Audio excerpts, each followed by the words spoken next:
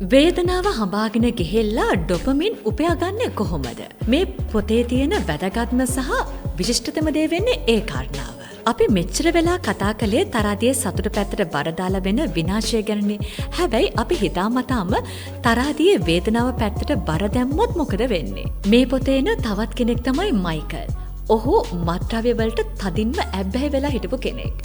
මේ ඇබ්බැහි වීමෙන් මිදෙන්න ඔහු ප්‍රයෝජනට ගත්තේ අමුතුම ක්‍රමයක්. ඔහු කළේ හැමදාම උදේට සීතල වතුරෙන් නාන්න පුරුදු වුණු එක. මේක පිටිපස්සේ තියෙන විද්‍යාව හරිම පුදුම සහගතයි. අපි අමාරු බර ව්‍යායාම කරද්දී එහෙම නැත්නම් අයිස් වතුරෙන් නාද්දී අපේ ඇඟට වේදනාවක් දැනෙනවා. එතකොට මොළය මොකද කරන්නේ? ඒ වේදනාව සමනය කරන්න ස්වභාවිකවම තරහදියේ සතුට පැත්තට බර දානවා. ඒ කියන්නේ මොළය විසින් අතිවිශාල ඩොපමින් ප්‍රමාණයක් ස්වභාවිකවම නිපදවනවා. ෂණික කෑමකින් උපයගන්න ඩොපමින් විනාඩි 10කින් නැති වෙලා ගියාට අමාරු දෙයකින් ලබා ගන්න ඩොපමින් නැති වෙන්න සෑහෙන කාලයක් ගත වෙනවා. ඒක නිසා සැහැල්ලුවෙන් ඩොපමින් උපය ගන්නවට වඩා අමාරු ක්‍රමයකින් ඩොපමින් උපය ගන්න මහන්සි වෙන්න.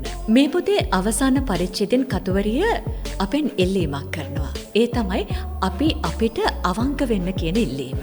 ඇබ්බැහි වීම්වල තියෙන භයානකම දේ තමයි අපි අපිටම බොරු කියාගන්න එක. මේක පොඩි දෙයක්, මට ඕන වෙලාවක මේක නවත්තන්න පුළුවන් නේ කියලා අපි අපිවම රවට්ට ගන්නවා.